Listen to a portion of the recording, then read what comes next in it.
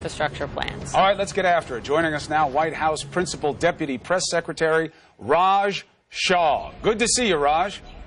Good morning, guys. Thanks for having me on. Pleasure. Appreciate it. Big day on not just the eve of the State of the Union, but today is the deadline to effectuate these sanctions that were passed 98-2 against Russia for election interference back in the summer. Will you act today? Well, the Department of Treasury does plan to act today to issue a report and, take this process the next step forward. I've been watching your show for the last few minutes. I just want to challenge the premise that you're going about here, which is to state that, this president has somehow not been tough on Russia. It was just last month that the president authorized the sale of offensive weapons to Ukraine, which is something the previous administration was not willing to do in its fight against Russian separatists. So this administration has been tough on Russia. We're going to move forward on the sanctions legislation and meet our statutory obligations. We're always going to fight for American interests. Raj, I have to question your premise of questioning the premise. You don't think that a pretty clear case is made, not just by how long it took to effectuate these recent sanctions, but that the president's talk about Russia is so consistently mild compared to what he says about other foreign countries, let alone inimical actors? You think it's even a close call? No, I certainly don't agree with your premise at all. I think the president, unlike members of Congress or people screaming from the peanut gallery, is actually responsible for America's foreign policy. We have to work with Russia in some areas. We have to work with them in the Middle East. We have to work with them on the issue of Ukraine and others. But this president has been tough. He has been forceful, and he's pursued America's interests around the globe. He is exporting energy to Eastern Europe. He is, in the instance of Ukraine, giving them offensive weapons. This is something that President Obama refused to do. And he is, on a lot of fronts, challenging Russian interests. In Syria, he authorized military strikes. Again, something that President Obama promised to do. He laid out a red line, and then he blinked. So this president doesn't just talk the talk.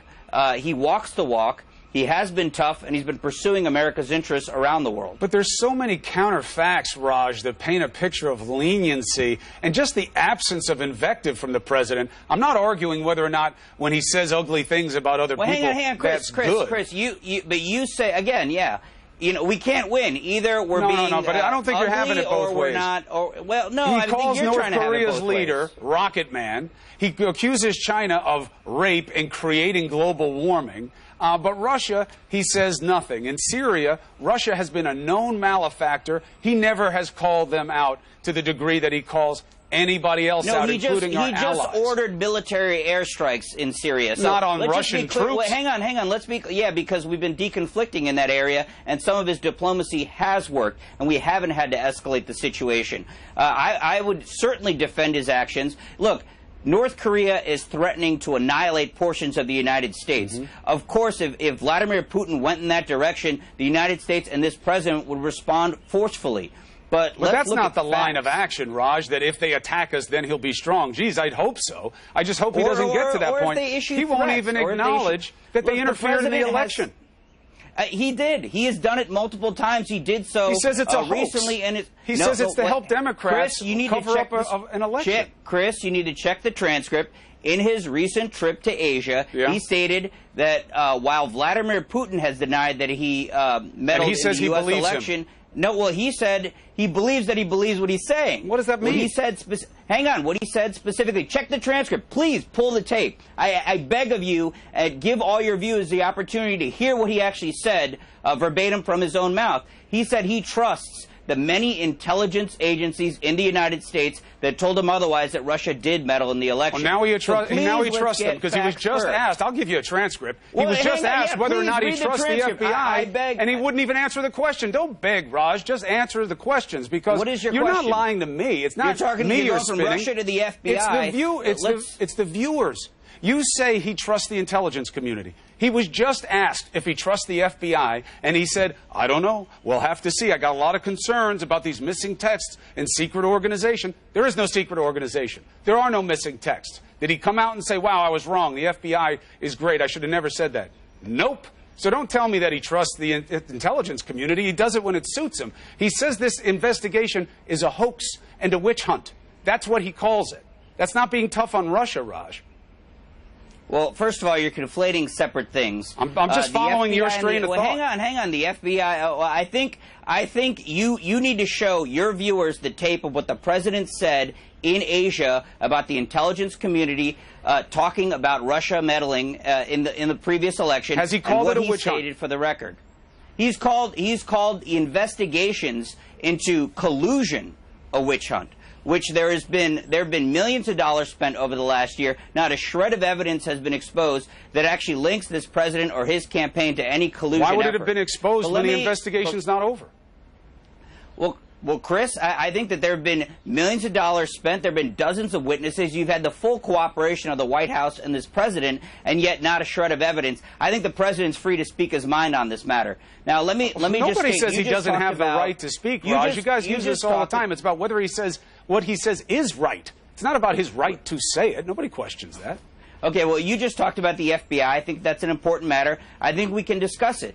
This president has been clear for months now that there are certain factions within the FBI. There are certain folks in the political leadership who have shown political bias. We all want justice that is free of any kind of political influence, that is completely blind and completely, in pursuit of the truth and of justice. And you're once again questioning whether or not our Justice Department acts with justice on its mind without any proof. Yeah.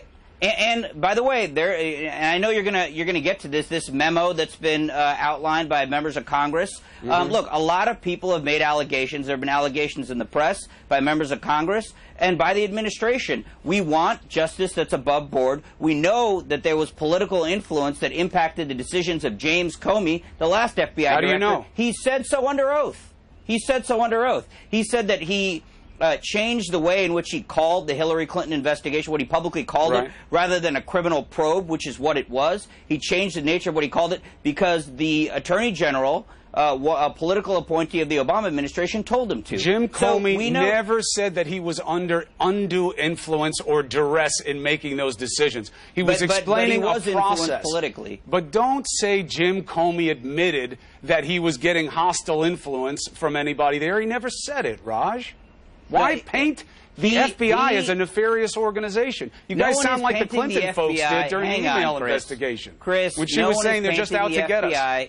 Chris, quit putting words in my mouth. The president and this administration loves the thousands of rank-and-file FBI agents throughout the country. They do a tremendous job, and they are the backbone of the greatest law enforcement agency this world has ever seen. What we are talking about is a few bad apples in the senior levels of the FBI that have allowed politics to take place to influence decisions that should be exclusively about justice you have proof of that? And law enforcement. Excuse me? You have proof of that other than this Comey thing, which is not substantial? Well, I have the fact that the lead agent in this Russia investigation was removed from the case specifically for political bias, Peter Strzok. Well, he was removed because he was practicing communications on government equipment that he shouldn't have been. And he was showing political bias, Chris, which is something you refuse to admit. And you should show the viewers exactly those text messages which led to his removal. He said, he specifically stated anti-Donald Trump bias and pro-Hillary Clinton bias. He was in charge of the Clinton investigation, or rather the lead agent in the Clinton investigation. He was one of them, he was in the room interviewing her, in an interview in which they did not put her on the record. No, it wasn't that she wasn't on the record. She was on the record. She wasn't under oath. Transcript. She wasn't under oath, but it doesn't matter, Raj, because they're all federal agents. See, so you're wrong. You know, you're putting something out there because it suits you, but it's not accurate. The man was removed from the case, and you can scream from the rooftops at CNN, but the facts are the facts. The man was removed from the case for political bias. Hold on, I'll deal with that in a second, but you just said something that's not true. She wasn't put under oath. It doesn't matter. 18 U.S.C. 1001, you lie to a federal agent, you're busted. Doesn't matter whether you're under oath or not.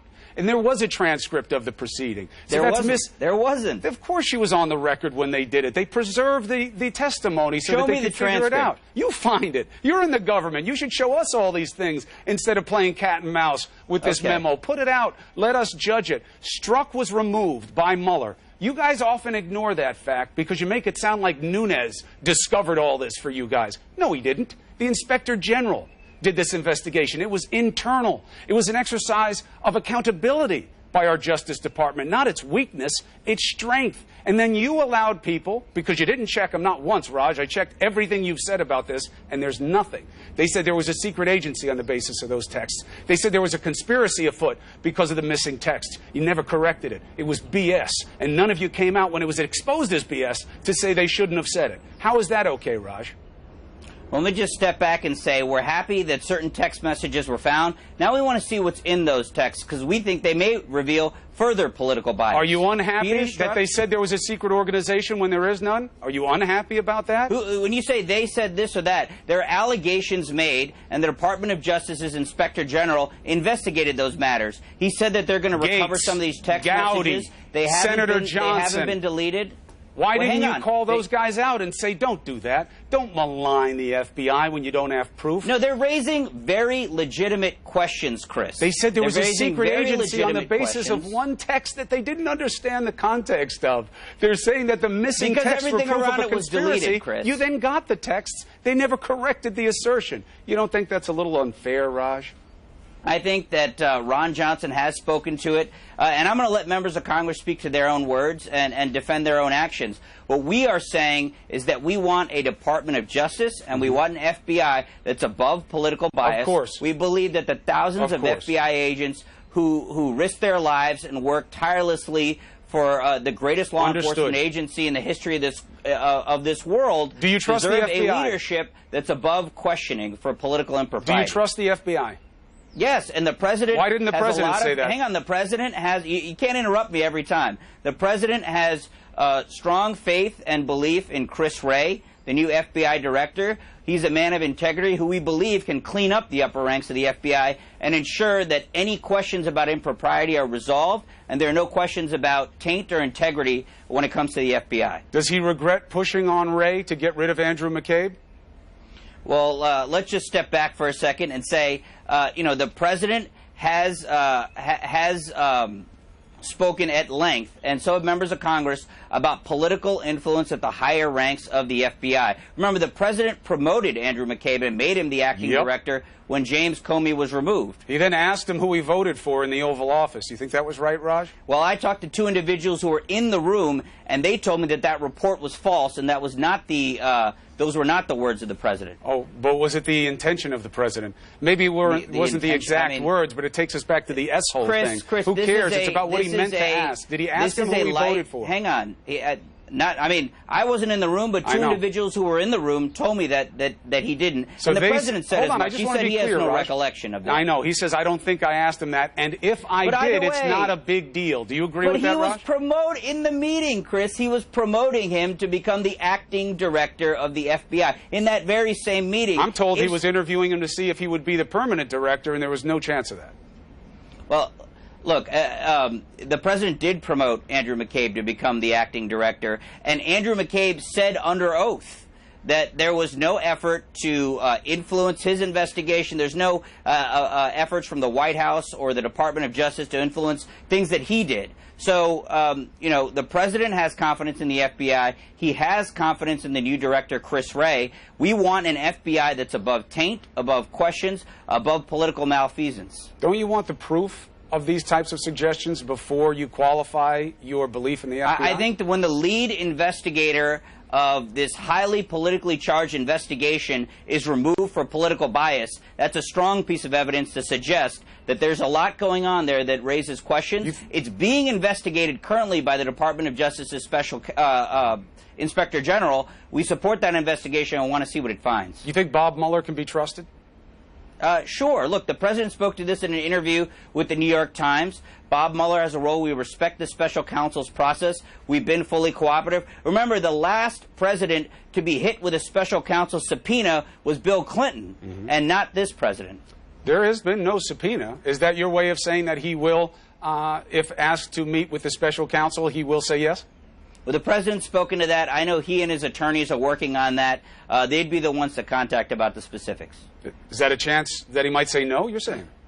I'm saying I'm just not qualified to speak to whether or not you're the deputy, or how you're the deputy White House press secretary. Who's qualified if you're not, Raj? Sure, and that's a fair point. He surely intends to. I'm saying the details are being worked out between his legal team and the special counsel. Tomorrow night, what might we expect, Mr. Shah? Well, the president is going to lay out an optimistic vision for our country. It's going to be a unifying address. Doesn't just talk to the individuals who voted for this president, but for the entire country. He's going to talk about 5 key issues. He's going to talk about the economy and the great successes we've had over the last year. We have a record stock market. We've created over 2.5 million jobs. He's also going to talk about trade, international trade. We just returned from Davos. He's going to talk about the need for free, fair, and reciprocal trade among nations, but in a global economy where the United States is leading and the whole world is growing. He's also going to talk about the issue of infrastructure, the need to rebuild the United States. We have a $1 trillion plan that involves state and local investment, public-private partnerships. Very excited about. We think it's something Democrats can get behind as well. He's also going to talk about immigration and his plan to move forward on immigration, a permanent solution for the DACA population, rural border security, ending the visa lottery, reforming the chain migration system. And he's going to talk about national security and what we're doing to keep America safe, to ensure that the individuals coming into this country are properly vetted, to ensure we're putting the maximum pressure on North Korea and confronting that regime, and dealing with threats across the world, including Russia, as you just mentioned. All right. And while I have you, if the president wants to release that memo that you have so much concern about, you know he can do it, right? I mean, he has the power to classify and declassify whatever he wants. Yeah, no, the president certainly has the authority. Look, there's a process, a constitutional process that's in place. The House of Representatives may vote out for release this memo, and then it goes in the president's hands, and then he has the ability to object to it and just say, I want to release it or I don't want to release it. That's a 5-day review period. If that happens, we're going to have a whole national security review and look at this document and then make a determination. The president will make a determination. It's hard to look at it and review it if you don't let the Department of Justice have eyes on it. Do you think that's the right call? Right now, Nunes and some of his affiliates are saying that they shouldn't see it. Well, I'll say this. The constitutional process as laid out involves the House of Representatives, the House Intelligence Committee, and the White House and the President of the United States. The Department of Justice doesn't have a role in this process. Right, but the intelligence community, including the Department of Justice, they're always part of this. And forget about just the optics, Raj, that you're saying you guys can't see it because, you're the ones who are suspect within it. I mean, it sends a very ugly message about the level of confidence in the Department of Justice. Once again. Well, you say it sends an ugly message. I say it could send a message of accountability. It could shed light on allegations that have existed for some time. Again, nobody has seen the memo at the White House. I certainly haven't seen it. We will see what's in it if the House of Representatives votes it out, and then the president will make a decision. No, the president hasn't seen it. Why not? I mean, this has been going on for a week. He's at the top of the totem pole. Why hasn't he even said it? Well, he's got a State of the Union to prepare for. He just got back from international travel. There's a lot on the president's agenda, and if the House of Representatives votes this memo out, we'll consider it. All right. Raj Shah, I appreciate you coming on the show. You're always welcome here to make the case to the American people. All right. Thanks for having me on, Chris. All right. Be well. Pom. Such an important conversation. And by the way, we did exactly what Raj Shah just